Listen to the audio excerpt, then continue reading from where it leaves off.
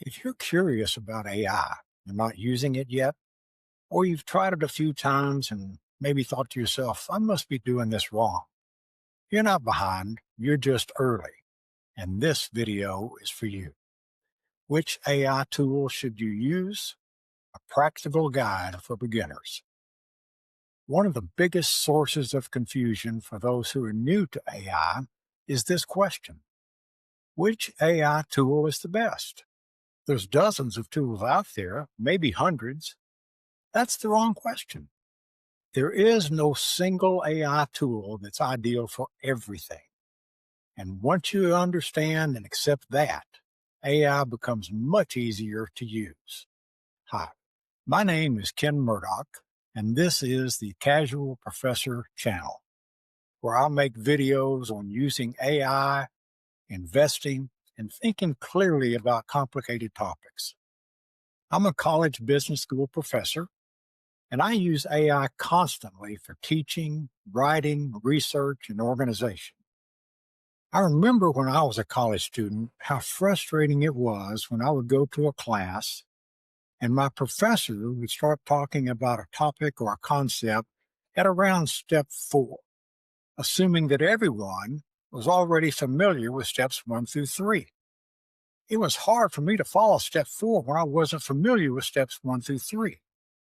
So when I became a professor, I vowed to myself that I would start at the beginning of whatever I was talking about so that my students could understand from the beginning. What I want to show you today is a simple idea that cuts through most of the confusion about how to get started with AI. And here's the all-important first step. Use the AI tool that's best suited for the task you're trying to accomplish. Once you understand that, the fog starts to lift. The first concept that you need to understand is that one tool can't do everything. Let's get that out of the way first. All tools are not interchangeable in the AI universe. Just like you wouldn't use a spreadsheet to write a speech or a word processor to manage a database, you shouldn't expect one AI tool to do everything equally well. Some tools are better at thinking and writing, some are better at research, and some are better at formatting and productivity. Trying to force one tool to do everything usually means that you're going to put out more effort, you're going to get mediocre results, and you'll have a lot more frustration. The goal isn't to master all the AI tools. The goal is to use a few tools correctly and efficiently. Now, here's a quick note before we keep going. If this is already helping you think more clearly about AI, you might want to like the video or subscribe, because I post calm, practical videos like this regularly, and it helps the right people find them. So let's start at the very beginning. When one tool is enough. Let's start with the easiest case. If your task is simple and routine, you don't need a complex workflow. For example, if you just want to get organized, or you're brainstorming ideas, or drafting an email, or maybe creating a checklist, outlining a plan, or thinking through a decision, for those kinds of tasks, ChatGPT or Claude alone is usually more than enough. You don't need research tools. You don't need document integration.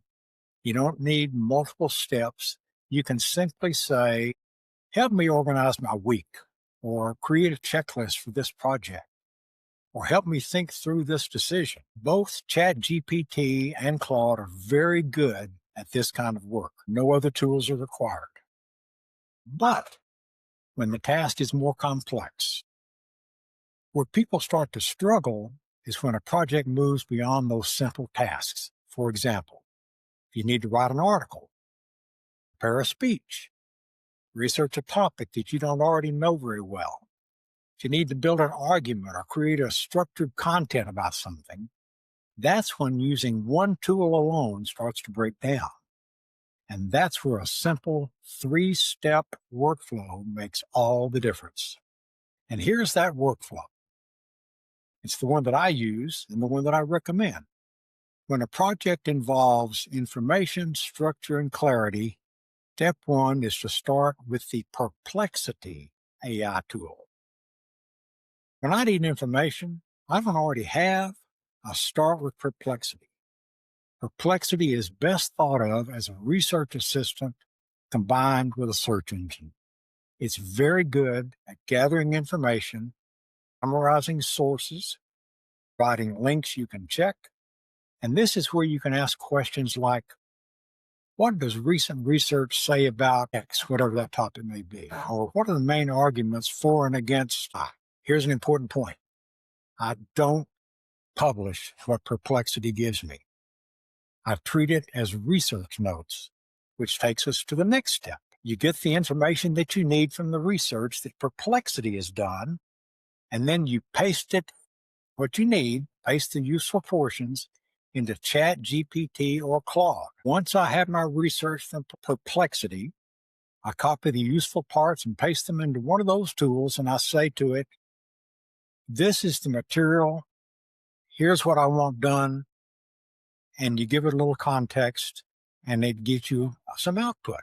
For example, I might say to Claude or ChatGPT with the Perplexity output pasted into it, the text below comes from Perplexity and contains research and sources. Help me organize this into a clear, logical outline for a general audience. This is where ChatGPT or Claude really shine. At organizing ideas, creating structure, explaining things clearly, drafting readable prose, Perplexity finds the information. ChatGPT or Claude can help you think with it. Then, the next step, move into your workspace, which is going to be, for most of us, Copilot from Microsoft or Google's Gemini AI tool. Once the content makes sense, I'll move into the tool that matches where I already work. Now, if you live in the Microsoft world and you use Word or PowerPoint, Excel, Outlook all the time, use Copilot. If you live in Google world, if you use Google Docs, Google Slides, Google Sheets, any of the other Google platforms, use Gemini. Here's what these tools are great at doing. They turn texts into documents. They create slide presentations like PowerPoint or Google Slides. They're good at formatting tables as with Google Sheets or Microsoft Excel. Think of Copilot and Gemini as productivity and formatting tools, not thinking tools. They work best after the thinking is done. The next step, you need to learn a little bit about basic prompting, but don't let that concept intimidate you. It's not hard to do. There's one thing that makes it easy, and that is how you ask. A prompt is just how you explain the task to the AI tool that you're using. Good prompts share the same basic ingredients. First, tell the AI tool what role you want it to play. You can tell it that you're giving a speech or creating a report, and that you need the AI tool to be your consultant or advisor in crafting a speech or making a report or whatever it is you want done. And then you can tell it, turn this information into that speech or report, and then you give it some context. And context just means, where's this information coming from, and who's it for, and what do you want to do with it? And finally, tell it what the output should look like. A spreadsheet, a slide presentation, a formal report, whatever. That's it.